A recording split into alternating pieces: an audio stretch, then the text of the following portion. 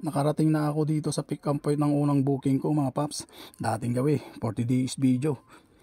Bibiyahe ulit tayo kay Joyride. First booking ko mula sa amin hanggang dito sa pick up point ni madam. 2 minutes lang natin tinakbo.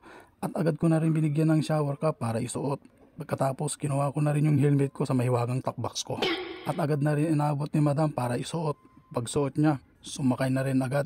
At umalis na agad kami para makarami tayo ng booking. Nakalipas nga ng ilang minuto, nakarating na agad kami sa drop-off location ng first booking ko ngayong umaga. 183 yung pamasahe ni madam, galing Payatas to Valenzuela.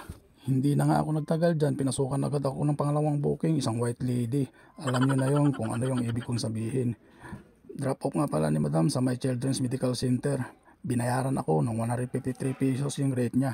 Pangatlong booking ko, may kasama pang aso. Sinabihan ko si ma'am na ang ganda-ganda naman ng aso niya kasing ganda ng amo niya. Natawa na lang si madam dito.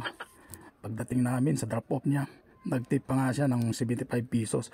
125 pesos yung pamasahe niya pero ginawa na niya ng 200 pesos. Effective yata yung mga pasakalyo ko sa kanya. Pang-apat na booking ko sa may Hunters Tatalon, Quezon City. Dito yung lugar na hindi ko makakalimutan. Tumira kasi ako dyan ng 4 na taon. Mahirap na masaya yung experience ko dyan. Lalo pag umulan ng ating gabi, kailangan mong bumangon para bantayan yung pagtaas ng tubig, baha.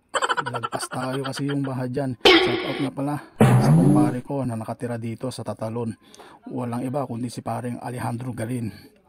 Kung tawagin Lando, siya yung pinakamagaling na sumasayaw kung tawagin sa amin, street dancer ng Tatalon.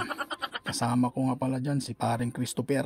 Siya naman yung Bodots King ng Tatalon. Dahil nga wala na kami dyan, pinagmana na ni Chris kay Charlie Porpayas. Ayun o, dumako na tayo sa drop off point ni ma'am. Isang oras bago kami nakarating dito sa Makati, kung saan yung drop off location ng magandang CS ko. 210 pesos yung rate ni ma'am. GRP nga lang, kaya wala na tayong sisingilin pa. Panglimang booking ko, isang magandang babae, 6-footer yung tangkad, ang haba ng mga hita, halos pumantay na sa harapan ko. Malapit lang yung drop off niya, nagtip si ma'am ng 50 pesos dyan. At nakaramdam na ako ng pagod at gutom dyan, kaya kumain muna ako dyan. Pagkatapos ko kumain, pinasukan agad ako ng booking. Delivery naman ito kay Joyride. Let's go!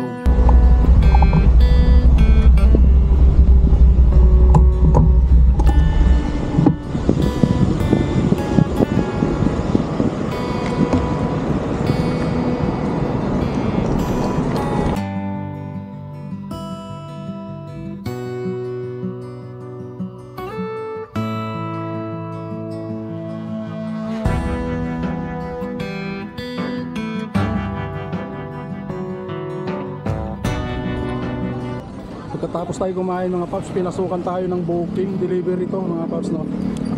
Kay Joyride. So ang pick up nito is Bautista Street, Makati City. Alright, so City Mall ang kalayaan ng ating drop off.